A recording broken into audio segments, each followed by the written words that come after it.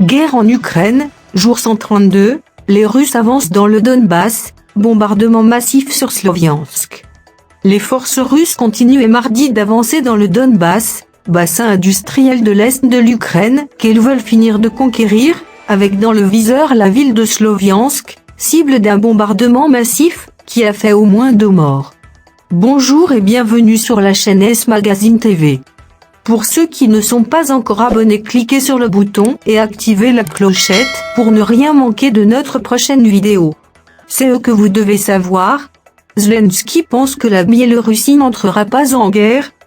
Le maire de Sloviansk demande à ses concitoyens d'évacuer la ville. L'Ukraine et ses alliés dans la lutte contre l'envahisseur russe se sont accordés mardi en Suisse sur quelques principes généraux qui devront guider la reconstruction du pays.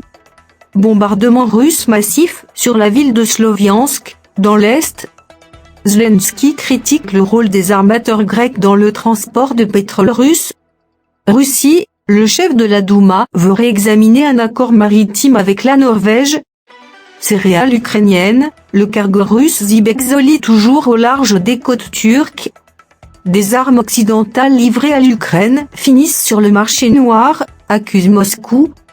Après la chute de Lysychansk, l'urgence pour les forces ukrainiennes est de contenir la progression russe vers l'ouest et de villes majeures, Sloviansk et Kramatorsk. Dans la soirée de lundi, l'armée ukrainienne a fait état de tentatives d'assaut russe repoussées dans la région de Kharkiv.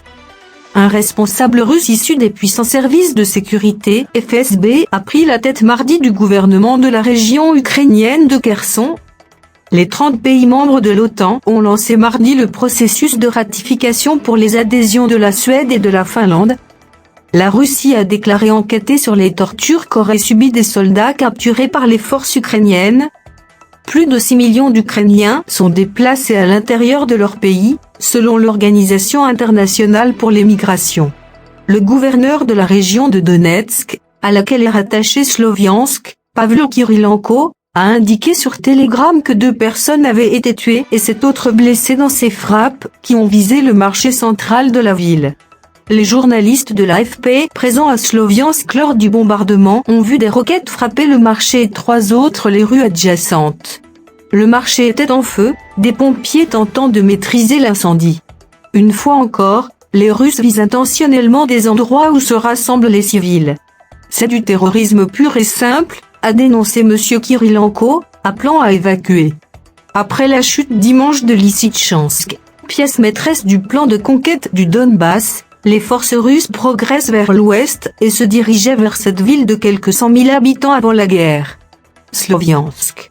Bombardement massif de la ville. Le centre, le nord. Tout le monde reste à l'abri, avait mis en garde sur Facebook Vadim Liak, le maire de la ville. Lundi, le président russe Vladimir Poutine avait donné l'ordre à ses troupes de prendre le reste du Donbass, déjà en partie contrôlé par des séparatistes pro-russes depuis 2014. Lysychansk était le dernier bastion important tenu par Kiev dans la province de Louhansk, l'une des 2 formant le Donbass avec celle de Donetsk. Mardi matin, les troupes russes progressaient vers l'ouest en direction de Sloviansk et Kramatorsk, les 2 plus grandes villes de la province de Donetsk, encore sous contrôle ukrainien.